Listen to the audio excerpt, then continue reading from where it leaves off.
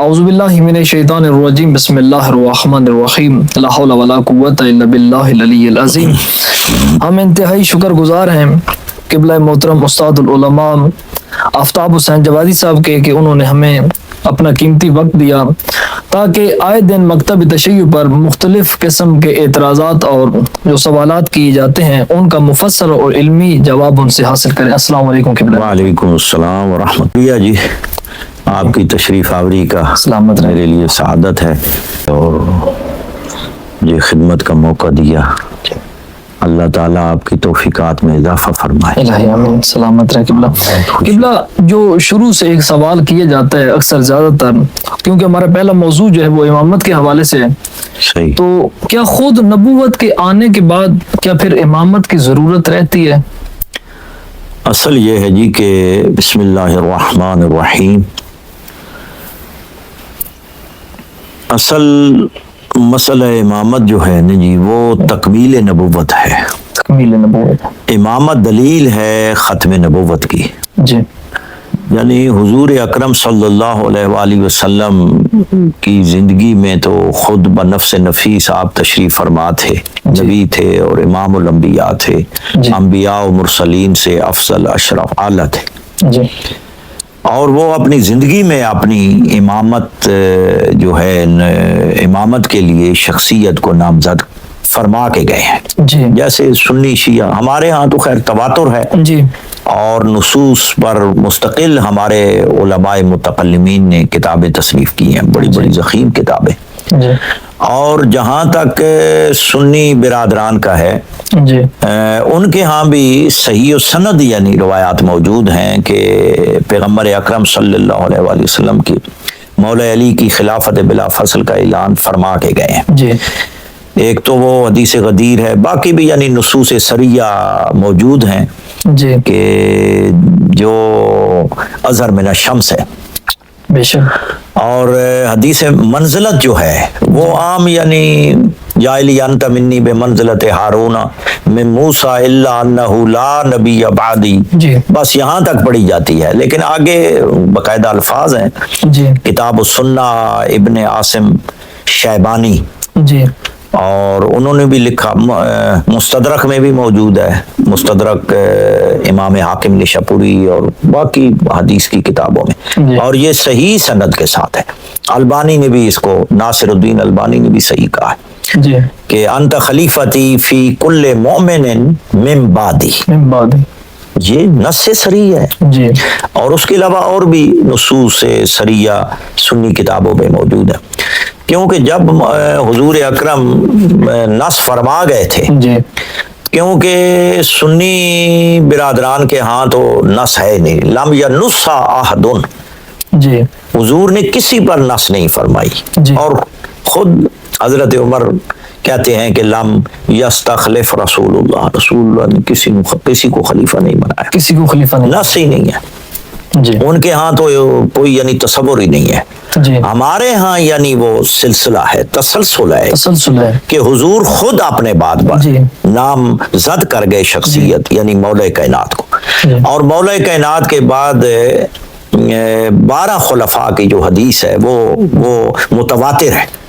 علامہ قطانی نے بھی جی، نظم المتناصر فی احادیث فی الحدیث المتواتر میں لکھا ہے، جی، اور سیوطی نے بھی لکھا ہے اظہار المتناصرہ فی الاخبار المتواترہ، علامہ سیوطی کی میرے پاس کتابیں پڑھی ہیں، تو اس کو یعنی متواتر لکھا ہے، جی، اور اس کے علاوہ حدیث اثنا عشر، میرے بعد میرے 12 یعنی جانشین ہوں گے، 12 خلفاء ہوں گے جن سے دین قائم اور دائم رہے گا۔ جی، ہمارے ہاں تو ایک بہت ثابت ہے، اب یہ ہے کہ سنی برادران میں کہ وہ جی 12 کون ہیں، اور وہ انہوں نے اپنے بنائے ہیں، جن میں سے بڑے بڑے لوگ ہیں جو شرابی کبابی، اور کیونکہ ان کے بغیر ان کا وہ سلسلہ مکمل نہیں ہوتا جب تک ان کو شامل نہ کر لیں جو شرابی کبابی ہیں سب کے ہاں یعنی۔ تو ہمارے ہاں تو ایک سلسلہ امامت جو ہے حضور زندگی میں یعنی فرما گئے تھے، کیونکہ دین تکمیل دین اسی سے ہوئی تھی، جی، مسئلہ امامت اور خلافت، امامت اور خلافت ایک ہی ہے. جی خلافت کا معنی ہے یعنی پیچھے آنا، پیچھے. امامت کا معنی ہے یعنی رہنمائی کرنا. رہنمائی. اور حضور کے یعنی نیابتاً عن النبی علی منہاج النبوہ، منہاج نبوت پر جو خلافت اور امامت آئے گی وہ نیابتاً عن النبی کے طور پہ جی. کہ حضور کے بعد نبوت ختم ہو گئی یا امامت کے سلسلے، یعنی امامت کا اجرا ہے. اجرا ہے. اور وہ مولا کائنات امیر المومنین خلیفہ بلا فصل ہے، اور اس کے بعد ان کے 11 جانشین ان کے بیٹے ہیں. یہ تو مسلم ہے بالکل.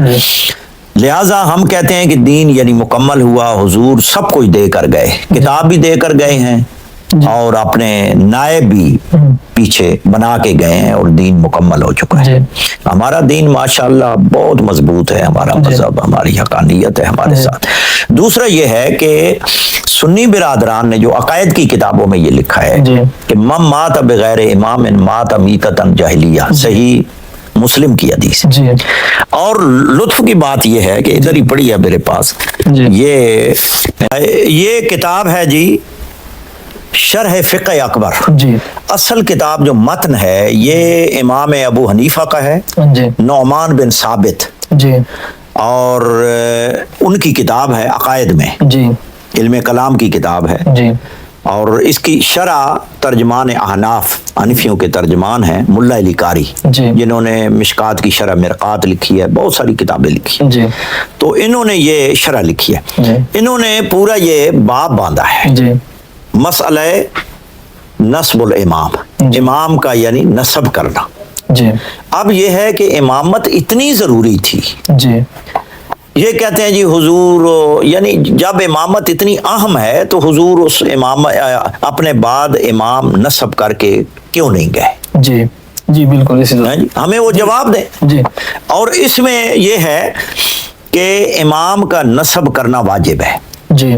لکھتے ہیں فقد اجمعوا علی وجوب نسب الامام، امام کا نسب کرنا واجب ہے. اس پر تمام مسلمانوں کا اجماع ہے. تمام مسلمانوں کا اجماع ہے کہ حضور کے بعد امام کا آنا واجب ہے، فرض ہے، ضروری ہے. ورنہ دین مکمل نہیں ہوتا. سب کا اجماع ہے. کہتے ہیں کہ اختلاف صرف یہ ہے کہ آیا یہ یعنی اللہ پر واجب ہے کہ وہ امام نامزد کرے، خلیفہ بنائے، یا مخلوق خلیفہ نامزد کرے. ہمارا یہ عقیدہ ہے کہ اللہ تعالی خلیفہ بناتا ہے. کما استخلف الذین من قبلکم، جس طرح آپ سے پہلے یعنی اللہ نے خلافت دی ہے تو اللہ نے ہی نامزد کیا ہے سب کو، یعنی خلیفہ بنا. اللہ نے خلیفے بنائے ہیں، اور اعلان امام الانبیاء صلی اللہ علیہ وآلہ وسلم نے فرمایا. کہتے ہیں اس میں اختلاف ہے صرف، باقی سب کا اجماع ہے کہ امامت کا ہونا واجب ہے. امام کا نسب کرنا اجماع ہے، یعنی شیعہ سنی سب مسلمانوں کا.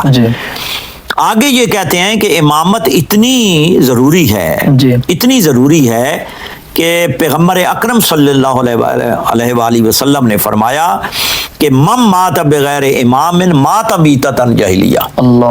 کہتے ہیں کہ امام مسلم نے صحیح مسلم میں یہ حدیث ابن عمر سے روایت کی، یعنی عبداللہ ابن عمر سے روایت ہے کہ جو بھی شخص دنیا سے چلا گیا، مر گیا، اور بغیر امام کے مر گیا تو اس کی موت کفر کی موت ہے.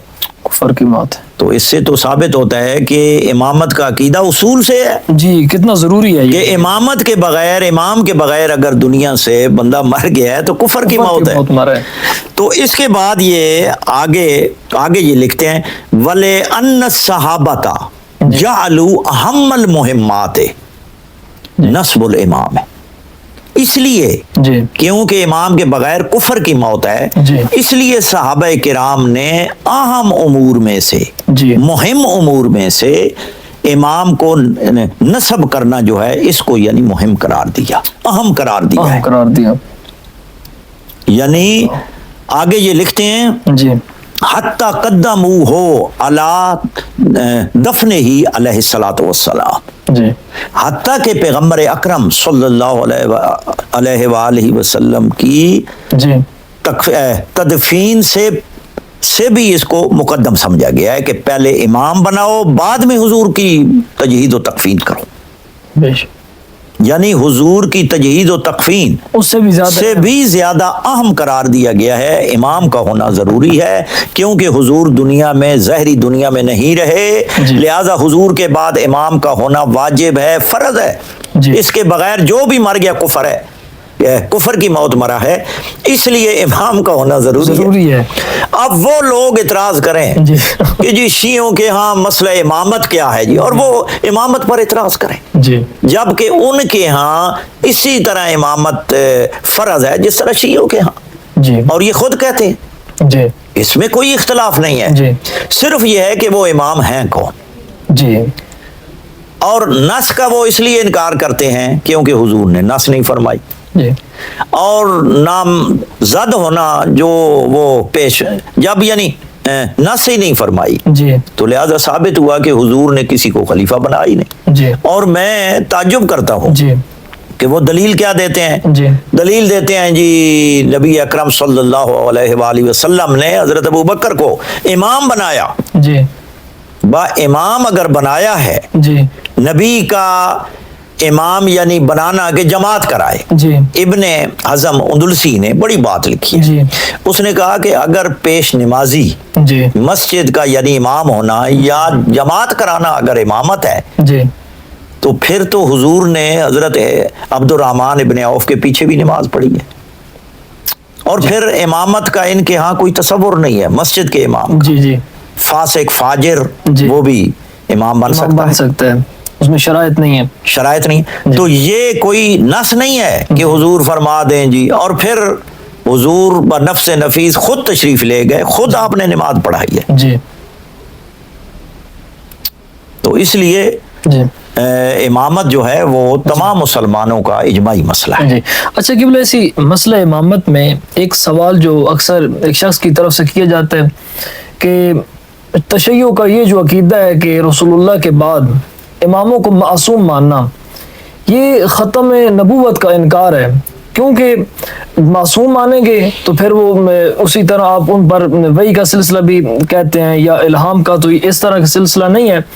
تو کیا یہ حقیقتاً اس طرح ہی ہے؟ ویسے بہت بڑا المیہ ہے، افسوس ہے کہ عقیدہ عصمت بعد از نبی، عقیدہ عصمت جو ہے وہ ختم نبوت کا انکار ہرگز نہیں ہے. پہلے تو مسئلہ یہ ہے کہ آیا عصمت خاص ہے نبی ہے، یعنی عصمت مخصوص ہے انبیاء کرام کے ساتھ؟ نہیں ہے، کیونکہ خاصہ کیا ہوتا ہے؟ ما یوجد فیہ ولا یوجد فی غیرہ، اسی میں پایا جائے، باقیوں میں وہ نہ پایا جائے. اگر یہ خاص ہے انبیاء ہے تو وہ یہ نظریہ قرآن کے خلاف ہے. جناب مریم غیر نبیہ ہے، وہ نبی نہیں ہے، اور وہ نص ہے کہ وہ یعنی معصومہ ہے.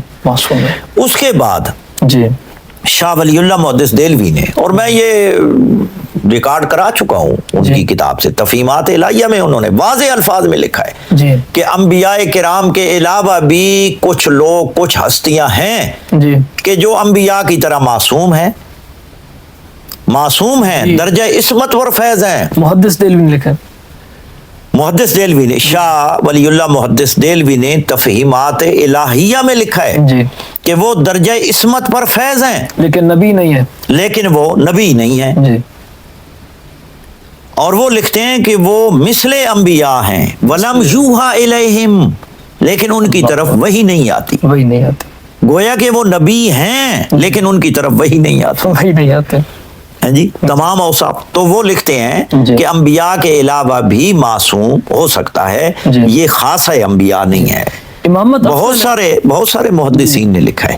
یعنی معصوم ہونا اس لیے ضروری ہے کہ کیونکہ وہ نیابتاً عن النبی، خلافت امامت علی منہاج النبی ہے، تو لہٰذا حضور کی مسند پہ بیٹھنے والا بھی وہی ہونا چاہیے کہ جس میں کمالات اوصاف نبی جیسے ہو. بے شک. اور وہ شرعی احکام میں، تبلیغ میں، احکام پہنچانے میں خود بھی ان کا برائیوں کا مرتکب نہ ہو. اگر وہ خود بھی مجرم ہوگا، خود بھی وہ گناہ وہی کرے گا جو عوام کرتی ہے، تو وہ امام اور عوام میں کوئی فرق نہیں رہے گا. اس لیے شاہ اسماعیل دہلوی نے منصب امامت میں لکھا ہے کہ امام کی اقسام بیان کی ہے انہوں نے منصب امامت میں. میرے پاس یعنی پرشین میں ہے، فارسی میں ہے وہ نسخہ، اور میں نے اپنی کتاب السیف البارک میں وہ پوری عبارت لکھی ہے. انہوں نے لکھا ہے کہ ایک یہ ہے کہ ایک کمال میں انبیاء کے مشابہ ہو، دوسرا ہے کہ دو کمالات میں مشابہ ہو. بعض وہ ہیں جو تمام کمالات کے انبیاء کے، اللہ کے نبیوں کے مشابہ ہیں کمالات میں، اوصاف میں، صفات میں. تو یہ کہتے ہیں کہ جو تمام انبیاء کے مشابہ ہیں کمالات میں اور صفات میں، ان کی امامت اکمل ہے.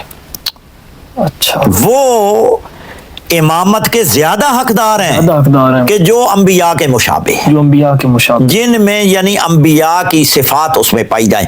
اور شاہ اسماعیل دہلوی اس میں یہ لکھتے ہیں کہ سوائے اسم نبوت کے تمام کمالات، تمام اوصاف ان میں پائے جاتے ہیں، اور وہ نبیوں کی خلافت کے زیادہ حقدار ہیں. بے شک.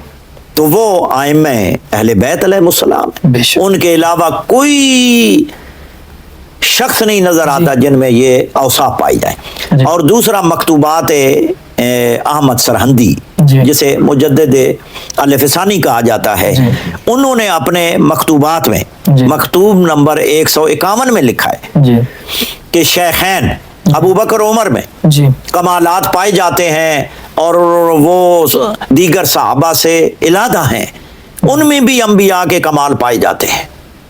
اللہ، تمام کمالات یا بعض کمالات پائے جاتے ہیں. اب دیکھیں ان میں یہ مان رہے ہیں، لیکن جب خاندان رسالت کی ائمہ اطہار کی بات آئے گی تو کہیں گی جی یہ ان کا جو نظریہ ہے امامت، امام یعنی ان کو مانتے ہیں کہ صفات تمام نبیوں والی ہوتی ہیں، صرف نبی نہیں ہوتے. بھائی تمہارے محدثین نے لکھا ہے، تمہارے خود علماء نے لکھا ہے یہ کہ ان کی امامت اور خلافت اشرف ہے، اکمل ہے، افضل ہے، اور یہی انبیاء کے وارث ہوتے ہیں جن میں انبیاء کے تمام کمالات اور اوصاف پائے جائیں. صفحہ نمبر 42 ہے، منصب امامت مطبع فاروقی دہلی، اور میرے کتب خانے میں موجود ہے، اور اس کا ترجمہ بھی ہو چکا ہے، پڑھ لیں وہ. اس کے بعد وسیلۃ النجات، ملا مبین فرنگی محلی، جن کا بہت بڑا نام ہے، اور انہوں نے سلم العلوم ملا محب اللہ بہاری کی جو درسن پڑھائی جاتی ہے منطق میں، سلم العلوم، اور سلم العلوم پر تمام مسالے کے علماء نے حاشیے لکھے ہیں جی، معقولات جو پڑھاتے ہیں. اور سلم العلوم کی شرح میرات الشروع، بہت بڑی ضخیم انہوں نے شرح لکھی ہے، میرات الشروع، ملا مبین فرنگی محلی حنفی، فرنگی محلی علماء میں سے ہیں. انہوں نے وسیلۃ النجات میں لکھا ہے کہ مولا کائنات میں علی ابن ابی طالب میں یہ تمام انبیاء کے اوصاف پائے جاتے ہیں. اللہ، تمہارے خود محدثین نے لکھا ہے، محدثین نے خود لکھا. یعنی وہاں پر جہاں پر ادھر بات ہوتی ہے تو وہاں پر وہ فضائل میں شمار کیے جاتے ہیں، جہاں اہل بیت علیہ السلام کے ہاں بات ہوتی ہے تو یہاں پر یہ توہین انبیاء، کہ انبیاء کے برابر سمجھتے ہیں جی ان کو، انبیاء کی طرح، گویا کہ ان اپنے شیعہ اپنے ائمہ کو انبیاء سمجھتے ہیں. اللہ، حالانکہ ہمارے ائمہ نے ہمارے ہاں صحیح و سند احادیث موجود ہیں کہ خود ائمہ نے فرمایا کہ ہمیں نبی نہ کہو.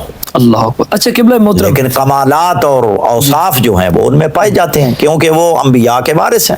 بے شک بے شک. اسی طرح قبلہ یہ جو نبی پر جو نبی شریعت لے کر آئے، کیا امام کے اوپر کوئی علیحدہ شریعت نازل ہوتی ہے یا امام پھر اسی شریعت کو؟ نہیں، وہ نبی کی، نبی اکرم صلی اللہ علیہ وآلہ وسلم کی شریعت کے تابع ہوتے ہیں اور وہ اس کے محافظ ہوتے ہیں. کبھی ہم نے نہیں کہا، کبھی ہمارے فقہا محدثین کسی نے نہیں لکھا، اور نہ ہمارا عقیدہ ہے کہ امام جو ہے وہ اپنی شریعت لے کر آتا ہے. الیاذ باللہ، اور اسے ہم کفر سمجھتے ہیں۔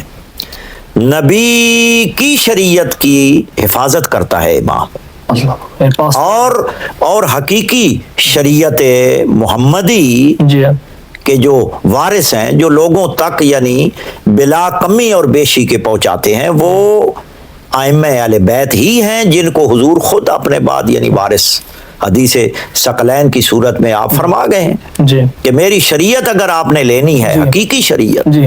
تو وہ یہ ہے۔ اچھا، آپ ان نے سے حدیث ثقلین کا ذکر کیا تو اسی حوالے سے ایک سوال میرے ذہن میں آ رہا ہے کہ مرزا محمد علی انجینئر، ایک اس کا کلپ میں دیکھ رہا تھا جس میں وہ باقاعدہ قرآن کو ہاتھ میں پکڑ کے کہتے ہیں کہ نبی نے اپنے جانے کے بعد قرآن کو خلیفہ نامزد کیا ہے، لا حول ولا قوت الا اور وہ کہتا ہے کہ قرآن اب ہر گھر میں ہے تو آپ اس سے اپنے مسائل کا حل کر سکتے ہیں، لیکن اہل بیت کہاں ہیں، امام زمانہ کہاں ہے، کس کا حل کریں؟ یہ تو حدیث کے سراسر مخالف ہے۔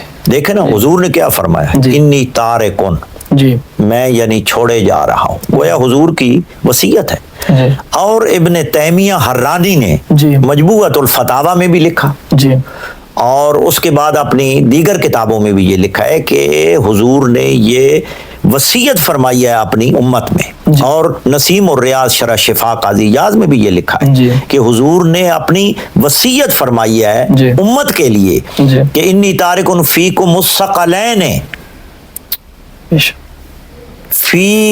فیکم امرین، جی فیکم خلیفتین، جی یعنی ایک خلیفہ نہیں، جی ایک ثقل نہیں، جی۔ ایک امر نہیں، دو۔ جی دو۔ حضور فرما رہے ہیں دو۔ جی اور اگر کوئی عام بندہ کہے جی کہ جی ایک خلیفہ ہے، جی تو یہ تو حضور کی خلاف ورزی ہے، بے شک اس سے تو کفر ثابت ہوتا ہے، لازم آتا ہے۔ بے شک لہذا ایسی جسارت نہیں کرنی چاہیے، کیونکہ متواتر حدیث ہے، جی متواتر مانوی لے لیں یا متواتر لفظی لے لیں، جی اور صحیح اسناد کے ساتھ موجود جی۔ ہے کہ میں دو خلیفے چھوڑے جا رہا ہوں، جی ایک قرآن ہے اور دوسری میری اطرت اہل بیت ہے، ایک نہیں جی۔ خلیفہ چھوڑا۔ جی تو لہذا ان کی اتباع کرنا جو ہے وہ جی۔ واجب ہے، ضروری ہے۔ دوسرا کیا آپ نے فرمایا؟ یعنی کہ اسی کے ضمن میں وہ کہتے ہیں نا کہ قرآن تو لوگوں کے مسائل حل کر، ہاں دیکھیں قرآن مجید بھی سوائے ان کے مفسر کے جی سمجھ نہیں آتا۔ اگر قرآن کافی ہوتا جی۔ یا قرآن عام لوگوں کو سمجھ آ جاتا جی تو قرآن تو صامت ہے، جی صامت کے ساتھ نبی اکرم نے جی ناطے کو بھی چھوڑا ہے، اور وہ ناطے کون ہے؟ میری اطرت اہل بیت۔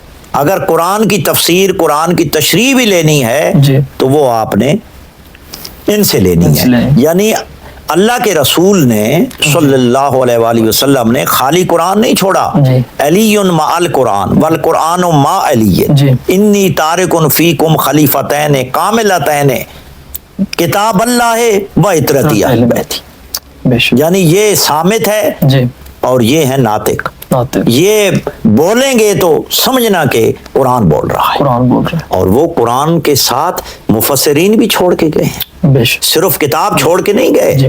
اگر کتاب چھوڑ کر گئے ہیں جی تو پھر کتاب کے علاوہ سنت کی طرف کیوں جاتے ہو؟ بے شک یعنی جی ہر مقام پہ صحابہ کرام کا دور گزرا ہے، تابعین کا گزرا ہے، تبع تابعین کا گزرا ہے، جی۔ ان کے لیے بھی قرآن کافی نہیں ہوا جب تک حضور کی تعلیمات، حضور کے ارشادات اور ان کی اہل بیت بے شک ائمہ اطہار علیہ السلام کی تعلیمات کو جب تک شامل نہیں کریں گے، دین مکمل ہو ہی نہیں سکتا۔ بے شک بے شک لہذا یہ کہنا کہ یہ کتاب کافی ہے اور یہ جسارت ہے، بہت بڑی جسارت ہے۔ اچھا، اس ضمن میں وہ یہ کہتے ہیں کہ چلو پہلے امیر المومنین کے زمانے دوسرا یہ ہے جی کتاب موجود ہے، جی اہل بیت موجود نہیں۔ جی جی امام زمانہ موجود نہیں ہے۔ اب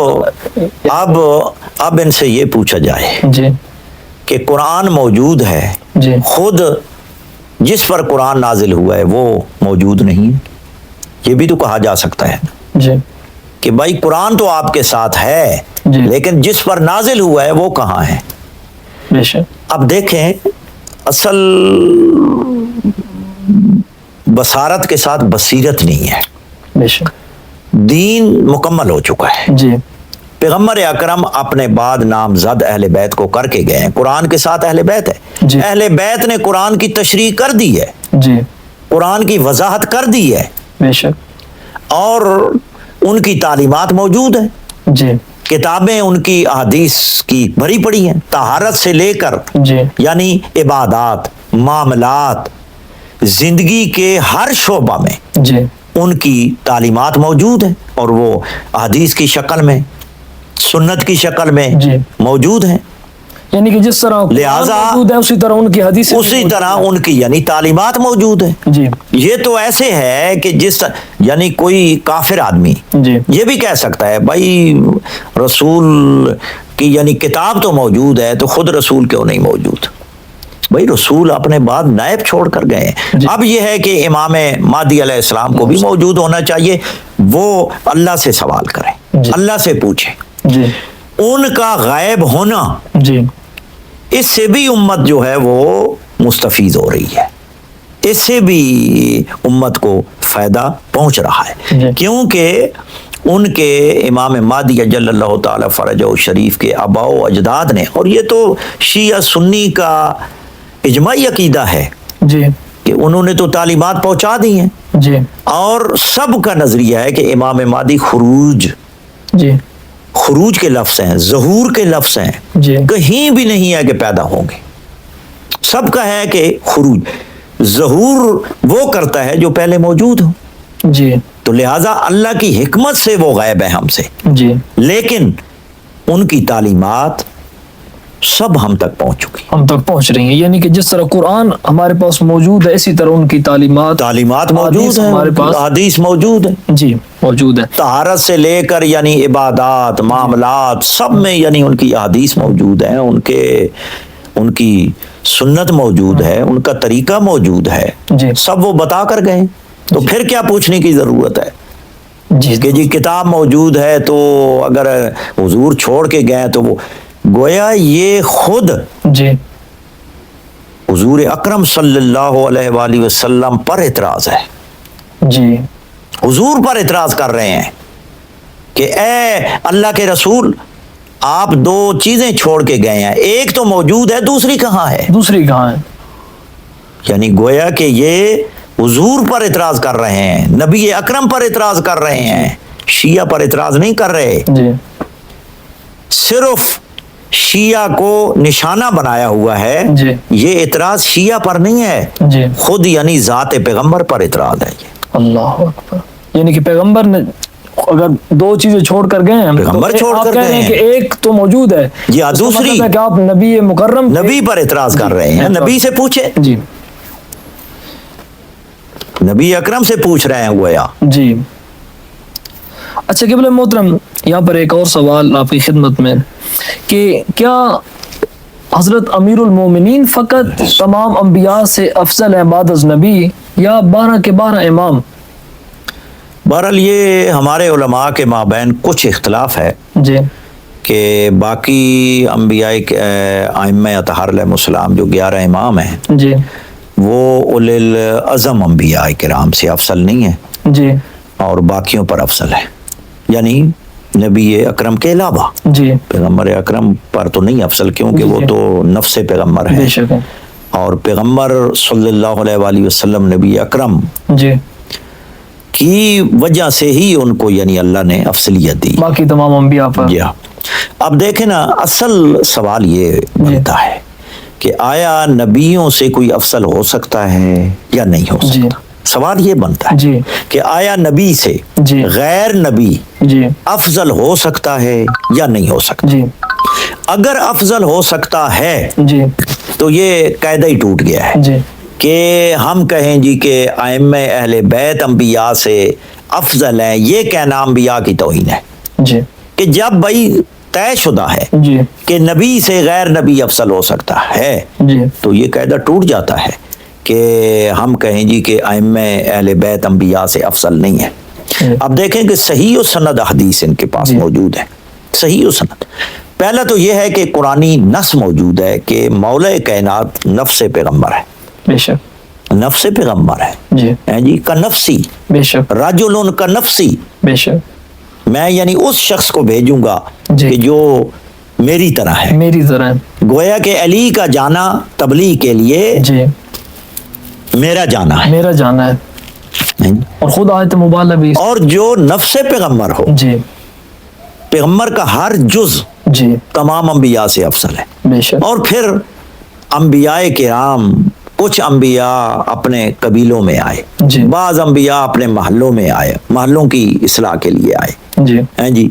اور اکثر انبیاء کی تعداد جو ہے بنو اسرائیل سے گزری ہے، سوائے 13-14 انبیاء کرام کے، جی اور وہ بھی خاص یعنی قبیلوں کے لیے آئے ہیں. جی ہمارے نبی کی نبوت آفاقی ہے، بے شک، رحمت للعالمین ہے بے شک، ہیں جی. جی اللہ نے فرمایا کہ میں نے آپ کو تمام جہانوں کے لیے نبی رسول بنا کے بھیجا سبحان ہے، اللہ، لیکن باقیوں کے لیے جمیہ کے لفظ نہیں فرمایا اللہ تعالیٰ نے، بے شک، لیکن حضور کے لیے فرمایا. تو حضور کی افضلیت ہے، یعنی ان کی نبوت آفاقی ہے، بے شک، تو آفاقی افضل ہوتا ہے، جی آفاقی نبوت ہے نا، جی. تو ان کی نبوت یعنی بالاتر بے ہے. شک. اور جہاں جہاں نبوت ہے جی وہاں وہاں حاکمیت ائمہ اہل بیت ہے بے شک، ہیں جی. ولایت ان کی بے شک. آفاقی ہے، آفاق، نبوت آفاقی ہے، ولایت بھی آفاقی ہے. آفاق. ان کی حاکمیت، ان کی سرداری جی ہیں جی، یہ بھی دونوں جہانوں کے لیے یعنی پورے جہان کے لیے جی فرض ہے، واجب ہے ان کی اطاعت کرنا، جی ان سے محبت کرنا. جی. جس طرح نبوت کی، نبی کی اطاعت کرنا واجب ہے، اسی طرح ان کی اطاعت کرنا واجب ہے. اور آپ نے وہ حدیث بھی سنی جی کہ جی. بغیر امام کے جو مرا کفر کی موت، کفر کی موت، کافر ہو کر مرتا کافر ہو کر ہے. مرتا. گویا کہ جب نبوت آفاقی ہے تو ان کی حاکمیت بھی آفاقی ہے، اور جب حاکمیت آفاقی ہے تو یہ تو افضل ہوئے. بے شک، بے شک، اس طرح، پھر جی کتاب الفتن، نعیم بن حماد مروزی، پہلے بھی میں یہ بیان کر چکا ہوں، جی اور باقی کتابوں میں بھی ہے، صحیح سند کے ساتھ موجود ہے. جی زمرہ بن ربیہ ہیں جی، جی فلسطینی، جی وہ روایت کرتے ہیں ابن شوذب سے، عبداللہ ابن شوذب سے، جی اور وہ کہتے ہیں کہ ابن سیرین، محمد ابن سیرین شیخ الاسلام ہے، صحیح سند کے ساتھ، جی کتاب الفتن میں ہے. جی وہ کہتے ہیں کہ امام مہدی جی افضل ہوں گے فلاں فلاں سے، گھروں سے باہر نہ نکلنا، ایسا زمانہ آئے گا جی. جب تک وہ نہ آ لے جو ابو بکر عمر سے افضل ہے. تو سائل نے کہا کہ ان سے بھی افضل ہے؟ وہ کہتا ہے ان کی کیا بات کرتے ہو، بلکہ یعدل بے نبیین، بلکہ وہ نبی کے برابر. نبی کے برابر. پھر وہ کہتا ہے یعنی محمد بن سیرین، محمد بن سیرین تابعین میں سے ہیں، اور وہ حضرت انس بن مالک خادم رسول کے کیا ہیں، یعنی ان کے ساتھی ہیں، جی ان کے دوست ہیں جی ہیں جی. جی اور وہ کہتے ہیں کہ وقد کان یفضل علی بعض الانبیاء، بلکہ بعض انبیاء سے بھی افضل ہے. بعض قاعدہ تو انبیاء سے ٹوٹ گیا، افضل. قاعدہ تو ٹوٹ ٹوٹ گیا. کہ انبیاء سے بھی افضل، افضل. سند بھی ٹھیک ہے. جی لیکن ہمیں یہ بتائیں جی کہ جو کہتے ہیں جی آپ اپنے ائمہ کو انبیاء سے افضل کہتے ہو، جی. ہم نہیں کہتے، جی جی ہمیں کہتے ہو نا، جی جی صرف ہم نہیں کہتے جی. بلکہ تمہارے شیخ الاسلام کہتے ہیں. یہ ہمارا انفرادی نظریہ نہیں ہے. یعنی ہمیں یا کوئی جی. فتویٰ دکھاؤ جی. کہ اس زمانے میں یا بعد والے جی فقہا نے، جی. آپ کے فقہا نے، جی. آپ کے محدثین نے جی ان کو گستاخ انبیاء کہا ہو، یا ان پر کفر کا فتویٰ لگایا ہو، یا انہوں نے توہین انبیاء کا فتویٰ لگایا ہو، لو پیش کرو. صبح و قیامت تک یہ پیش نہیں کر سکتے.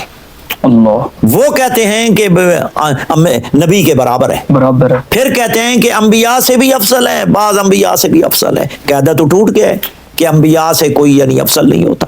بے شک. تو لہٰذا وہ نفس پیغمبر کی وجہ سے، جزو پیغمبر کی وجہ سے، جی آفاقیت کی وجہ سے جی نسبت پیغمبر کی وجہ سے وہ افضل ہے. افضل ہے. ماشاءاللہ قبلہ بہت خوب آپ نے بیان کیا. قبلہ اس کے حوالے سے ایک چھوٹا سا سوال آپ کی خدمت میں ہے کہ کیا امام معصوم غیر معصوم کی بیعت کر سکتا ہے؟ نہیں کر سکتا، قطعاً نہیں کر سکتا، نہیں کر سکتا. نہیں کر سکتا. امیر المومنین نے بیعت نہیں کی. یعنی ہمارے ہاں جو ہمارا شیعان حیدر کرار کا عقیدہ ہے کہ جی. معصوم غیر معصوم کی بیعت نہیں کر سکتا، قطعاً نہیں کر سکتا. جی دوسرا یہ ہے کہ مولا کائنات نے بیعت کی ہی نہیں ہے، نہیں کی. ایک لمحہ کے لیے بھی نہیں کی. ہمارے علماء نے، جی شیخ مفید نے جی باقاعدہ لکھا ہے کہ مولا کائنات نے، شیعہ کا اجماع ہے کہ مولا کائنات نے ایک لمحہ کے لیے بھی غیر معصوم کی بیعت نہیں کی. اور جو ہماری کتابوں میں بعض روایات پائی جاتی ہیں کہ جی. انہوں نے بیعت کی، وہ جبرن بیعت ہے، تقیتاً بیعت ہے. جب مولا کائنات نے دیکھا، جی. جس طرح بخاری میں ہے جی کہ فلما توفیت فاطمہ تو، جی کہ جب سیدہ فاطمہ زہرا سلام اللہ علیہا دنیا سے رخصت ہو گئی، تشریف لے گئی، جی وستن کرا علی وجوہ الناس، تو لوگوں کی نگاہیں علی سے پھر گئی. وہ کون تھے لوگ؟ یہ تو صحابہ کا زمانہ ہے، صحابہ کا دور ہے. جی وہ صحابہ ہی تھے نا، صحابہ کرام ہی تھے. بے شک بے شک. یعنی مولا علی کو سلام دینا مولا علی سے. اور المفہم شرح صحیح مسلم میں امام قرطبی نے یہ لکھا ہے کہ مولا علی کا احترام بھی نہیں کرتے تھے. احترام کے لفظ ہیں کہ مولا علی کا احترام بھی ختم ہو گیا تھا. اللہ اکبر. تو جب یہ حالات دیکھے تو کیونکہ پیغمبر کی وصیت تھی جی کہ اے علی اگر مدینے والے لوگ ساتھ دیں تو ان سے جنگ کرنا، جی اگر نہ دیں جی تو پھر اسوہ ہارونی پر عمل کرنا، کیونکہ مماثلت ہے مواصلت ہے. پیغمبر ہیں جی. بے شک حضرت ہارون کے اسوہ پر عمل کرنا. بے شک. حضرت ہارون شرک کو برداشت کرتے رہے، جی بچڑے کی پوجا کرتے رہے، شرک کو برداشت کرتے رہے. بے شک مولا علی نے کوئی شرک کو تو نہیں برداشت کیا. بے شک. اللہ. ان کے سامنے شرک ہوتا رہا. جی. اور شرک ایسا یعنی ظلم عظیم ہے کہ جو اللہ معاف نہیں کرے گا. بے شک بے شک. تو مولا کائنات نے تو صرف یعنی دین اسلام کو بچانے کے لیے سکوت اختیار کیا ہے، قوت اختیار کی. لیکن وہاں کوئی شرک نہیں ہو رہا شرک تھا. نہیں ہو رہا تھا. ہیں جی، شریعت کی خلاف ورزی ہو رہی تھی، لیکن مشرک نہیں تھے سر، بے شک مسلمان تھے. مسلمان تھے. تو لہذا اس وجہ سے مولا کائنات جو ہیں وہ اسوہ ہارونی پر یعنی ہارونی خاموش پر رہے. تھے. امام حسن علیہ السلام نے بھی تو انہوں نے یعنی جب چہرے پھر گئے، بخاری کی یہ حدیث جی. ہے، تو مولا کائنات نے کہا، حضرت ابو بکر کی طرف بندہ بھیجا جی کہ تنہا آنا، کسی اور کو نہ لانا. آگے وہ لفظ ہیں جی کہ اس بندے کا آنا مولا علی ناپسند کرتے تھے. اور ہم ان سے پوچھتے ہیں، بخاری اور مسلم کی متفقن علیہ حدیث ہے جی کہ بقول ان کے 6 مہینے مولا امیر المومنین نے بیعت نہیں کی. جی. ہمیں یہ بتائیں، مم مات بغیر امام مات میتۃ جہدیہ، جس نے اپنے امام کے بغیر مر گیا، جی کفر کی موت ہے، تو 6 مہینے کیا حکم لگاؤ گے؟ اللہ اکبر. مولا کائنات پر کیا لے گئے؟ سیدہ فاطمہ، جی. جناب فاطمہ زہرا دنیا سے ناراض ہو کر رخصت ہو گئی. ہیں جی، بیعت نہیں کی، تسلیم ہی نہیں کیا. بخاری مسلم کی حدیث ہے، اللہ متواتر یعنی متفقن علیہ. متفقن ہے. اور مولا نے کہا تنہا آنا. جی حضرت عمر نے کہا نہیں بھائی، نہیں جانا، تنہا نہ جانا. یعنی کوئی معاملہ تو تھا، بے شک، ورنہ تو نہ چلے جاتے. یعنی مولا کائنات جیسے امام، جی مولا کائنات جیسے صابر امام، جی ہیں جی، اور شریعت کو سمجھنے والے قاضی القضات، بے شک. ہیں جی، اقضا، جی سب سے بڑے قاضی جی. کہہ رہے ہیں کہ میں ناپسند کرتا ہوں فلاں بندہ میرے گھر میں آئے جس کو علی ناپسند کرے. اللہ. اور پھر آگے بخاری نے کیا لکھا ہے؟ مصلحت، یعنی سلح کے لیے. لفظ سلح ہے، بیعت کا تو اس نے اپنی طرف سے اضافہ کیا ہے نا. جی سلو کے لفظ ہیں کہ سلو، صرف دیکھا سب لوگ چھوڑ گئے، جی اس کو بیعت نہیں کہا جاتا. بے شک. بیعت ہوتی ہے بقل یعنی اپنی مرضی سے اپنے ایمان کے ساتھ. ایمان کے ساتھ جبری بیعت نہیں ہوتی. جبری بیعت ہی نہیں, وہ تو مجبوراً ہے. جی درست ہو گئے. قبلہ محترم فدق پر کیا شیعہ سنی روایات موجود ہیں؟ فدق پہ میں نے مستقل کتاب لکھی ہوئی ہے, انشاءاللہ دعا کریں وہ چھپ جائے. ماشاءاللہ. ہبہ پہ الگ لکھی ہے, جی دعوی ہبہ. جی ہبہ پہ الگ ہے کہ حضور یعنی ہبہ فرما گئے تھے, جی بی بی کو دے گئے تھے. جی حضور یعنی سیدہ فاطمہ زہرا کی ملکیت میں تھا جی. فدق. دوسرا وراثت کے حوالے سے, جی. وراثت کا الگ ہے والیاں, جی اور ہبہ کا الگ ہے. جی جی اور ہبہ کی جو روایات ہیں وہ شیعہ سنی کے ہاں بالکل صحیح سند کے ساتھ موجود ہیں. جی. اور میں نے اس کتاب میں جو ہبہ پر میں نے جلد لکھی ہے, جی. اس میں شیعہ روایات تفسیر قمی, علل الشرائع جی اور عیون و اخبار رضا میں صحیح سند کے ساتھ حضرت جی. امام رضا علیہ السلام کی حدیث ہے, امت اور اطرت میں فرق. وہاں جو مامون رشید کے دربار میں جو مناظرہ ہوا تھا تو اس میں صحیح و سند روایت ہے وَآتِ ذَل قُرْبَى حَقَّهُ کے تحت, جی کہ حضور نے اپنی زندگی میں سیدہ فاطمہ کو بلایا جی. اور ان کو کہا کہ بیٹا یہ زمین جو ہمیں حاصل ہوئی ہے بغیر جی. جنگ کے, بغیر جنگ کے, اور یہ بھی یعنی مولا امیر المومنین نے جب 7 ہجری میں خیبر کو جی. فتح کیا تو یہودی خوف زدہ ہو گئے جی کہ مولا امیر نے جب یہودیوں کو خیبر فتح کیا تو مولا امیر المومنین کی وجہ سے انہوں نے مسالت کی اور وہ خیبر حضور کو بغیر جنگ کے دے دیا. اس کو یعنی مال فے بھی کہا جاتا ہے. جی تو وہ اس کی ملکیت خصوصی یعنی خاص ملکیت حضور کی تھی. تو ہماری روایت عیون اخبار رضا میں ہے کہ حضور نے فرمایا بیٹی یہ تیرا مال ہے, اس میں کسی کا حق نہیں ہے, مسلمانوں میں سے کسی ایک کا بھی حق نہیں ہے, جی یہ تیرا ہے. شیعہ سنی روایات ہمارے ہاں صحیح و سند روایات, سنی کتب میں بھی صحیح و سند روایات موجود ہیں. اور یہ مسند ابی یالا موصلی میرے سامنے ہے, دوسری جلد ہے. جی. اس میں بھی صفحہ نمبر 25 ہے اور صفحہ نمبر 141 میں ہے جی کہ فلما نزلت هذه الآیۃ وآتِ ذل قربى حقہ دعا النبی صلی اللہ علیہ وسلم فاطمہ تا جی فأعطاها فدق فأعطاها فدق. آپ نے اپنی بیٹی فاطمہ کو بلایا اور ان کو فدق عطا کیا. اس کے ایک ایک راوی پر میں نے سیر حاصل باز کی ہے جی. اور ان کی کتب رجال سے ان کی جی. توثیقات پیش کی, ایک ایک راوی کی توثیق پیش کی ہے. اور یہ کہتے ہیں جی اس میں عطیہ ہے, اور عطیہ جو ہے وہ مدلس ہے, جی. تدلیس اس کی ثابت نہیں ہے. ایک راوی صرف یعنی ایک راوی وہ قلبی ہے, جی قلبی جی قلبی کہتا ہے کہ اس نے میری کنیت یعنی ابو سعید خدری رکھی ہوئی تھی, جی اور جہاں بھی وہ ابو سعید خدری کا نام لے یعنی حضرت ابو سعید خدری صحابی رسول ہے جی. رضی اللہ تعالیٰ عنہ, جی. تو وہ میرا نام لیتا ہے. جی. اس کا واحد راوی قلبی ہے اور کوئی راوی نہیں. اس لیے ابن رجب حملی نے جی شرح علل ترمذی میں یہ لکھا ہے جی کہ قلبی جو ہے وہ تو قذاب ہے, قذاب ہے, اور سنی علماء رجال کے ہاں قذاب ہے, وہ اس پر ذرا مفسر ہے, جی قذاب ہے.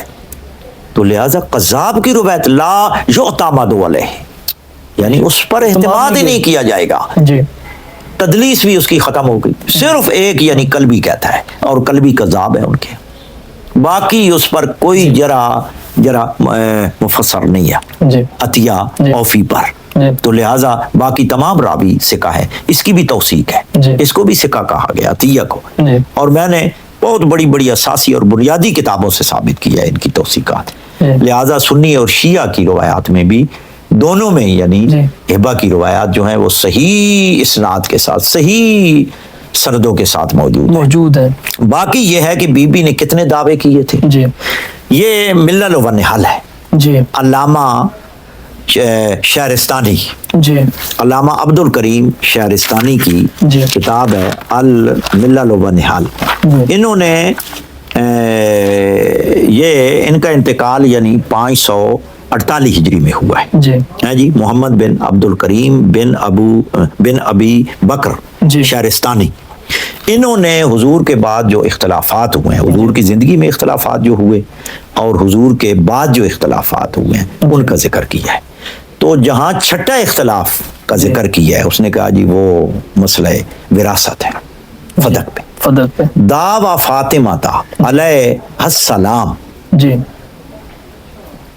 وراثتاً تارتاً جی و تملیکاً اخرى، بی بی نے 2 دعوے کیے، جی ایک دعویٰ وراثت کا کیا کہ میں اپنے والد کی یعنی تنہا یعنی وارث ہوں، جی میری جو وراثت ہے وہ دے دو۔ جی ایک کیا ہے تملیکاً، جی جو بی بی کی یعنی ملکیت تھا یعنی جو ہبہ تھا، جی یہ علامہ شہرستانی نے اس میں یعنی ذکر کیا ہے۔ جی لہذا بی بی نے ہبہ کا جب دعویٰ کیا جی تو جب دیکھا کہ یہ بھی نہیں دے رہے یعنی کیونکہ انہوں نے قبضہ کر لیا تھا۔ جی اب یہ دیکھیں نا، کہتے ہیں جی ہبہ میں تو وراثت نہیں چلتی، بھائی حضور دے گئے، ملکیت ان کی تھی، ملکیت ان کی تھی۔ دعویٰ بی بی نے یعنی اس لیے کیا کہ جب یہ مسند خلافت پہ بیٹھے تو انہوں نے وہاں سے بی بی کے جو کارندے تھے جو کام کر رہے تھے فدق میں، جی فدق ایک بہت بڑا رقبہ تھا، جی 40,000 درہم آمدن تھی اس کی یعنی، تو یہ سنن ابو داؤد میں ہے۔ جی تو وہاں انہوں نے ان کو بھیج دیا اور اس پر مسلط ہو گئے کہ بھائی یہ حضور کا جو مال ہے وہ جی مسلمانوں کا مال ہے۔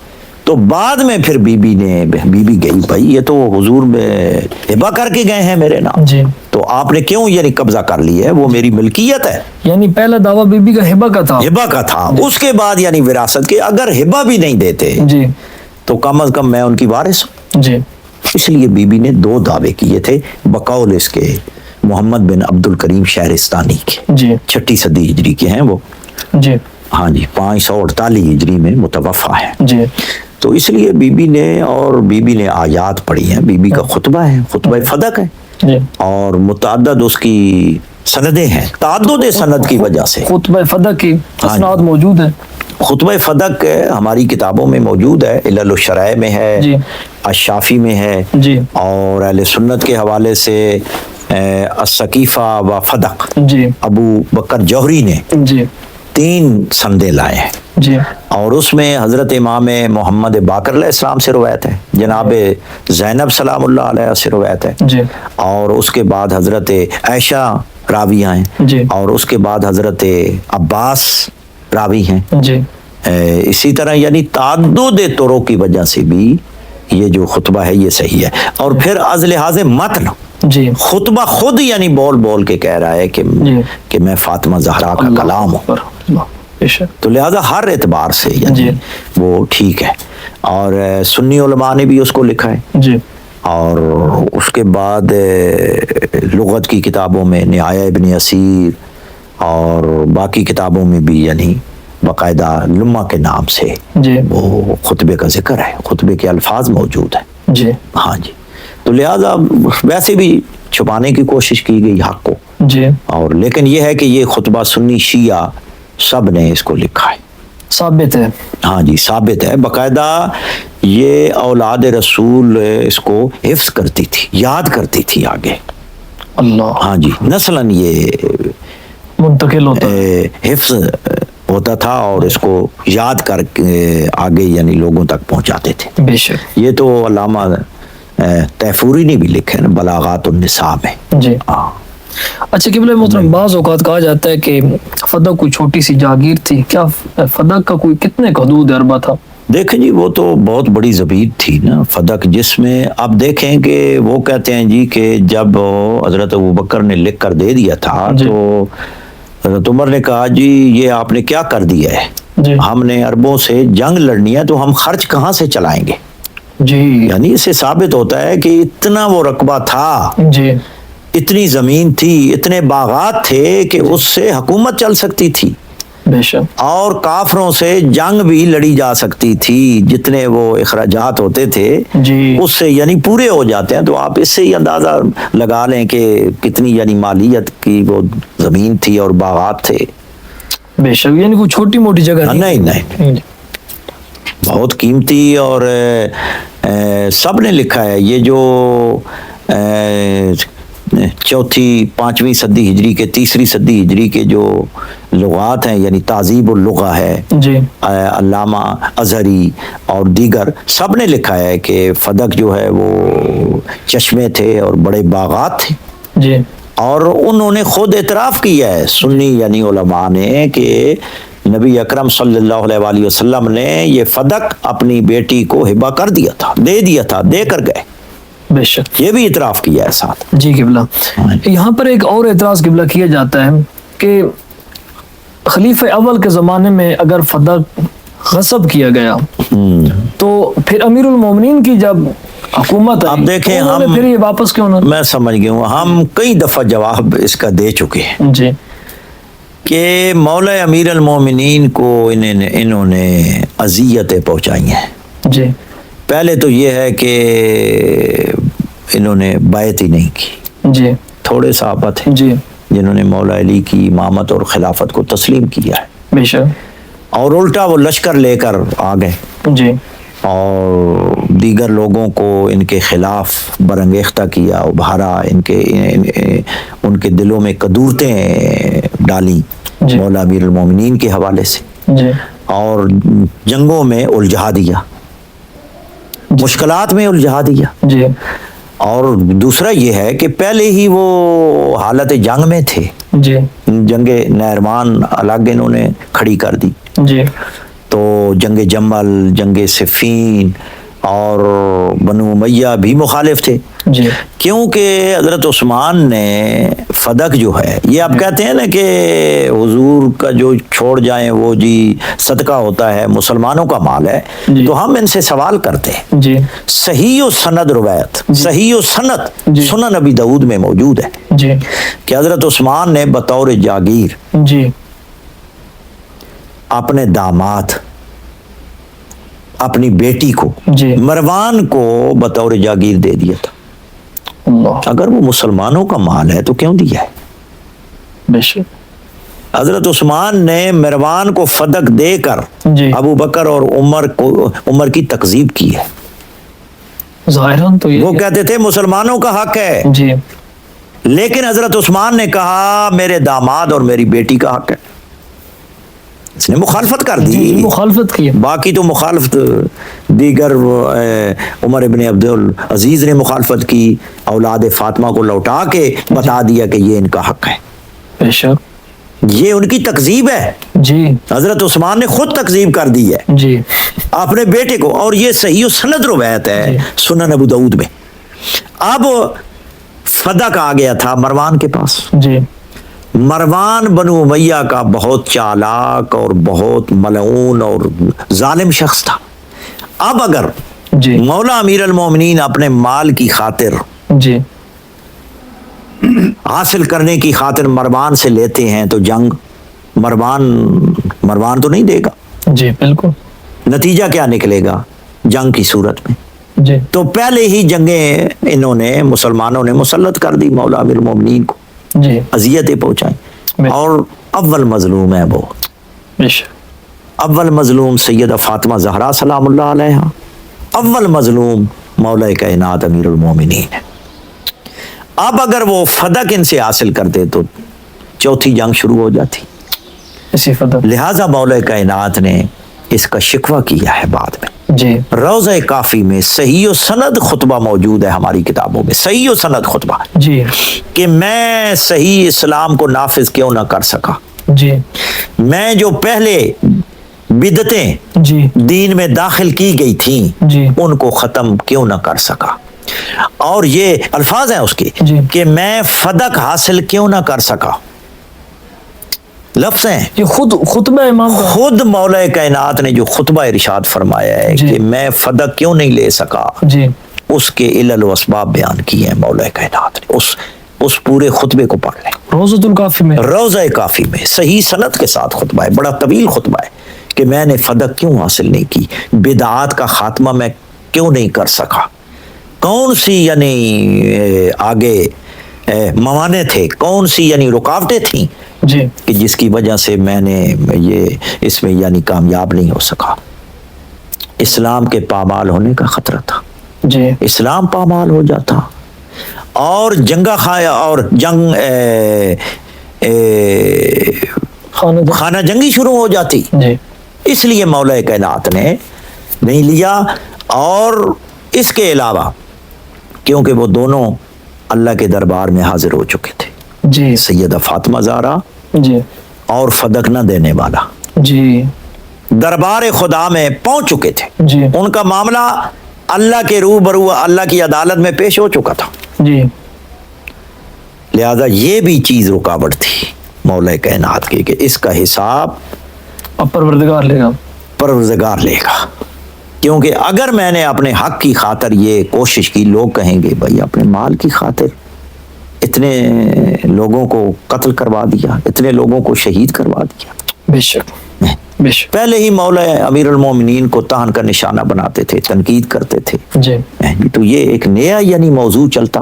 لہذا اسلام کو مقدم سمجھا ہے, تحفظ اسلام کی خاطر آپ نے اسلام کو ترجیح دی ہے کہ اس کا معاملہ اللہ کی بارگاہ میں پہنچ چکا ہے. جی درست ہوگا. ہاں جی, یہ اس کی صورتیں ہیں یعنی جی جس کی وجہ سے مولا کائنات نے اپنے دور خلافت میں واپس نہ لیا. جی بہت ساری اور بھی اس کی یعنی بہت ساری وجوہات ہیں, جی. جن میں سے یہ چند ایک دو یہ ہیں جو میں نے بیان کی. جی درست. باقی بہت ساری ہیں. جی جی قبلہ محترم, اگلا سوال یہ ہے کہ کیا جناب سیدہ کائنات سلام اللہ علیہ کی شہادت شیعہ روایات میں مستند موجود ہے؟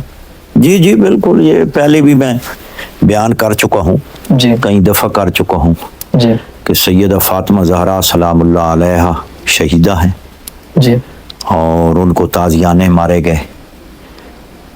ان کے صاحبزادے جناب محسن جی درجہ شہادت پر فیض ہوئے جی اور اسی ہی بیماری کے عالم میں آپ یعنی خدا کے بارگاہ میں رخصت ہو گئی, جی. بارگاہ میں پہنچ گئی. جی تو یہ ہماری تو صحیح و سند روایت موجود ہے. دلائل الامامت میں حضرت ابو بصیر سے جی صحیح و سند روایت موجود ہے جی کہ بی بی کی شہادت کا سبب کیا تھا.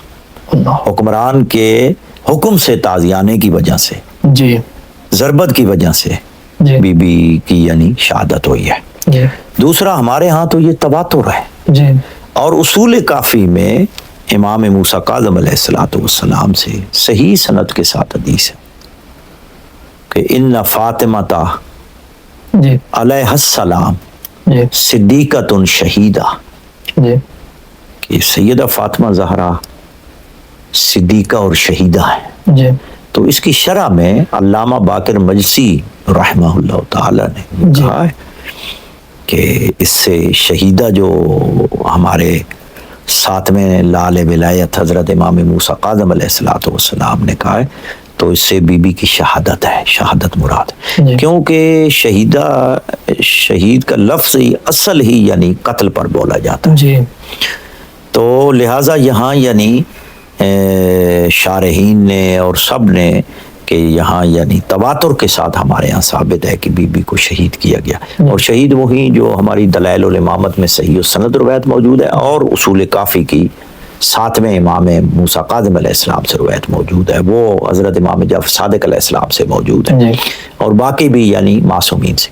اس کے بعد یعنی کنز الفوائد میں علامہ قراجکی نے صحیح سند کے ساتھ جی غالباً امام محمد باقر علیہ السلام سے جی کہ سیدہ فاطمہ زہرا کو قتل کر دیا جائے گا. اللہ. یہ الفاظ ہیں معصوم کے کہ سیدہ فاطمہ زہرا کو قتل کر دیا جائے گا. جی اور کیا نام ہے, قتل کی گئی یعنی شہید کی گئی. جی. امام محمد باقر علیہ السلام نے فرمایا کہ قتل کر دیا گیا ہے سیدہ بی بی کو. وہ بھی صحیح و سند روایت ہے. جی. بالکل. تو اس سے بھی یعنی پتہ چلتا ہے. جی باقی الشافی میں جی سید مرتضی علم الہدا نے, جی. شیخ طوسی نے تلخیص شافی میں جی کہا ہے کہ لا خلافہ جی بین الشیعہ تھے, جی شیعہ کے مابین اس بات میں کوئی اختلاف نہیں جی. کہ سیدہ فاطمہ زہرا کو تازیانے سے شہید کیا گیا. جی ہمارے ہاں تو اجماع ہے بلکہ اجماع ہے۔ تواتر ہے، جی اور تواتر پر کوئی سند پر بحث نہیں کی جاتی، جی تواتر ہے۔ ہمارے ہاں تو بالکل۔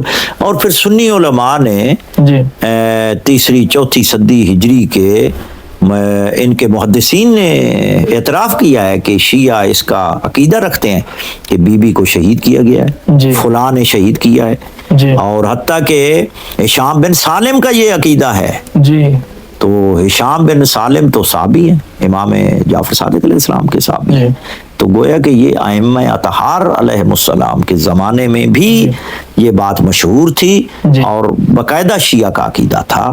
یہ تو اہل سنت نے بھی، یعنی سنی محدثین نے اس کا اعتراف کیا ہے اور اس کو تسلیم کیا ہے، جی بی بی کی شہادت۔ قبلہ محترم، جس طرح آپ نے بیان کیا کہ سیدہ کو تازیانے مارے گئے، تو یہاں پر ایک سوال اکثر اٹھایا جاتا ہے کہ امیر المومنین مشکل کشا ہیں، شیر خدا ہیں، وہ خیبر کا در اٹھانے والے ہیں، تو کس طرح ممکن ہے کہ امیر المومنین کی موجودگی میں جناب سیدہ کو تازیانے مارے جائیں؟ اب دیکھیں جی ہمارے ہاں تو ثابت ہے کہ مولا امیر المومنین نے اس کو گرایا ہے، جی پکڑا، جی گرایا، جی اور باقی تو بھاگ گئے۔ جی جب گرایا تو تلوار کی طرف ہاتھ بڑھایا، اچھا جب تلوار کی طرف ہاتھ بڑھایا تو فرمانے لگے جی اے فلاں، جی اے فلاں بن فلانا، جی اگر میں رسول سے عہد نہ کیا ہوتا تو میں بتاتا تمہیں کہ میں علی ہوں، کہ تو کتنا یعنی طاقتور ہے، لیکن رسول سے میں نے عہد کیا ہوا ہے۔ جی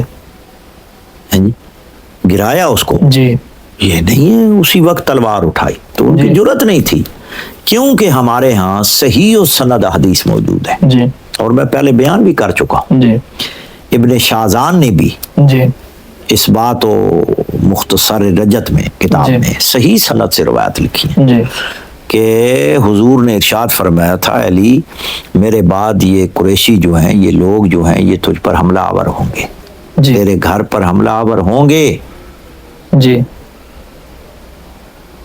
وَإِن وَجَدْتَ آوَانَا جی فقاتل فجاہد ہوں، اگر یعنی دیکھیں کہ مدینے کے لوگ تیرا ساتھ دے رہے ہیں، جی ساتھی ہیں، مددگار ہیں، تو ان سے جنگ کرنا، جہاد کرنا، اگر دیکھیں کہ کوئی ساتھ نہیں ہے، جی صبر کرنا، اسوہ ہارونی پر عمل کرنا۔ بے شک یہ ہماری کتابوں میں سب موجود ہے۔ جی تو اس وجہ سے جی مولا کائنات نے کوشش کی سیدہ فاطمہ زہرا کو بچایا، اور باقاعدہ یعنی اس کو زمین پہ گرایا، لیکن بس وصیت پیغمبر یاد آ گئی۔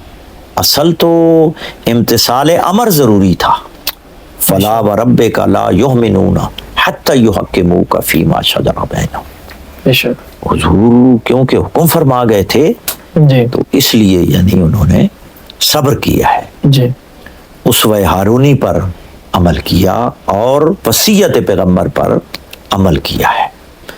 تو ہم ان سے پوچھتے ہیں کہ مولا علی پر تو انگشت نمائی کرتے ہو، جی اب دیکھیں کہ صحیح مسلم میں حدیث ہے جی کہ حکمرانوں کے خلاف خروج کرنا حرام ہے، ان کی اطاعت واجب ہے، اگرچہ تمہاری پیٹھ پر بھی وہ مارے، خنجر مارے، تمہاری پیٹھ پر بھی مارے، تم پر ظلم بھی کرے، تو تم نے اطاعت کرنی ہے، ان کے خلاف برسر پیکار نہیں ہونا۔ یہ ان کے عقائد کی کتابوں میں بھی ہے، یہ صحیح مسلم کے الفاظ، صحیح مسلم کے، بخاری کے بھی الفاظ ہیں، جی بخاری میں بھی ہے، جی اور باقی ان کے عقائد کی کتابوں میں یہ موجود ہے جی کہ حکمران وقت کے خلاف یعنی خروج کرنا حرام ہے، ان کی اطاعت واجب ہے۔ حتیٰ کہ امام احمد ابن حنبل شرح السنہ میں جو عقیدے کی کتاب ہے، اور میرے پاس پڑھی ہے، امام احمد ابن حنبل کی عقیدے کی کتاب، اس میں وہ لکھتے ہیں کہ اگر کوئی حکمران وقت حکمرانوں کے خلاف خروج کرے اور وہ اس حالت میں مارا جائے مات میتتن جہلیہ، تو وہ کفر کی موت مرا۔ اللہ، اب دیکھیں مولا کائنات پر اعتراض کرتے ہیں، تلوار کیوں نہیں اٹھائی؟